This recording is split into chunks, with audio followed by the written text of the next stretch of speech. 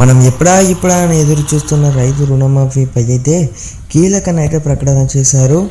E-way పత్రాలు ఉండాలి, అలాగే బ్యాంకులో మనకి ఎప్పుడు రుణమాఫీ అవుతున్నాయి కీలక ఆదేశాలని అయితే తెలంగాణ ప్రభుత్వం అనేది గుడ్ న్యూస్ చెప్పడం జరిగింది రైతులకు. ఈ వీడియోలో డిస్కస్ చేస్తాను. తెలంగాణ యావత్ ప్రజానానికి శనార్థులలో మనకు ఇక్కడ చూసుకున్నట్టయితే రైతు రుణమాఫీపై అయితే కీలక ఆదేశాలు అయితే కొత్త జీవోని అయితే విడుదల చేయడం జరిగింది ప్రభుత్వం వచ్చేసి.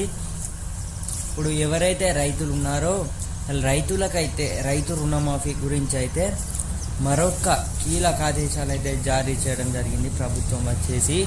ఈరోజు అయితే మీతోనైతే నేనైతే డిస్కస్ చేస్తాను. సో ఎవరైతే వీడియో చూస్తున్నారో దయచేసి ఒక లైక్ చేయండి. ఇక్కడ చూసుకుంటున్నారే, ఇక్కడ నిన్ననైతే బడ్జెట్ సమావేశంలో బట్టి విక్రమారెడ్డి ఇతను ఎవరైతే ఉన్నారో ఇతనైతే రైతు రుణమాఫీ గురించి అయితే కీలక ఆదేశాలను అయితే కొత్త జీవోనైతే విడుదల చేయడం జరిగింది. ఎవరైతే రైతులు ఉన్నారో 2 లక్షల రుణమాఫీ అయితే చేయనున్నట్లయితే సమాచారం వచ్చింది ప్రభుత్వం.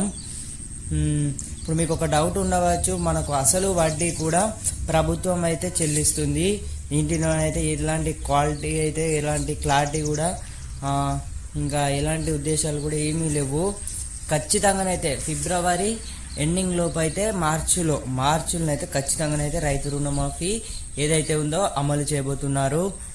ఎవరైతే రైతులు ఉన్నారో వాళ్ళందరికైతే ఇది ఒక మంచి శుభవార్త అని చెప్పుకోవచ్చు. 19 లక్షల ఎకరాలకు రైతు బంధు గట్, ఎవరైతే గుట్టలు అయితే ఉన్నాయో వాళ్ళ కట్ సాగు చేసే రైతులకు రైతు భరోసా రైతు బంధు ఇస్తామని సీఎం రేవంత్ రెడ్డి ప్రకటనతో క్షేత్రస్థాయిలో సర్వే జరిపేందుకు అధికారులను సిద్ధమవుతున్నారు.